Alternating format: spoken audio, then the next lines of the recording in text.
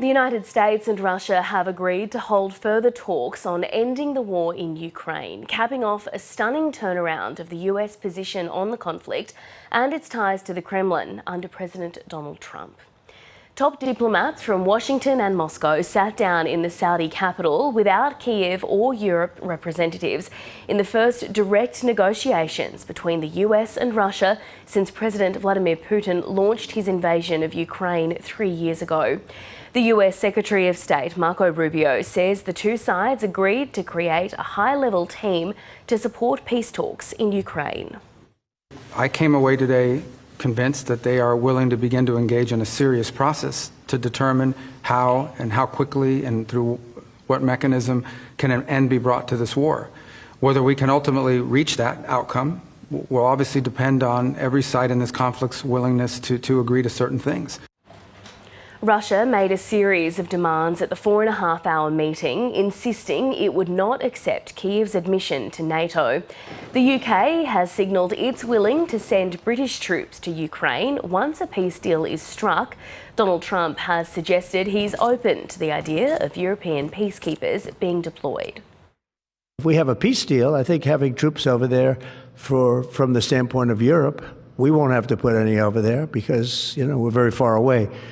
But having troops over there would be fine. I would not object to it at all. We're talking about this now, peace. We have either a ceasefire or a peace itself, and we're looking to do both. But Moscow is pushing back. It's ruled out the possibility of Western peacekeepers operating in Ukraine.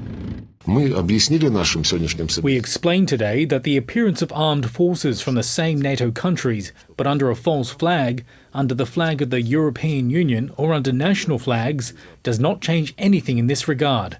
Of course, this is unacceptable to us. The Kremlin illegally annexed the Crimean Peninsula in 2014, and since its full-scale invasion, Moscow now occupies about 20% of the country's north and east.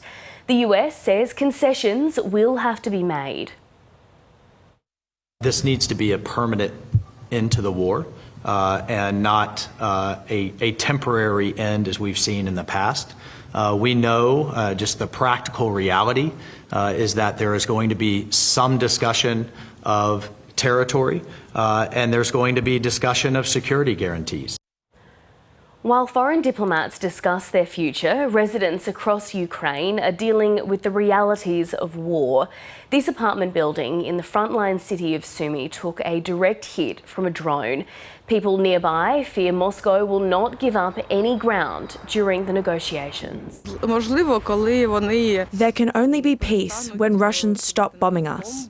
It needs to come from them because they started this horror. We need to think about the peace, but we'll resist until we are stronger. Europe seems ready to help. There is no point in surrender. Thank you so much. The Ukrainian president is on a diplomatic mission of his own and has been meeting with his Turkish counterpart. Volodymyr Zelensky has postponed a visit to Riyadh and is rejecting any attempts to negotiate a peace deal without Kiev being involved. You can talk about anything, but no decision can be made without Ukraine on how to end the war in Ukraine. We were not invited to this meeting, the US-Russia meeting in Saudi Arabia. It was a surprise for us as well as for many. For Ukraine, for Europe, for our region, it is fundamental that any negotiations on ending the war do not take place behind the backs of the key actors affected by the consequences of Russian aggression.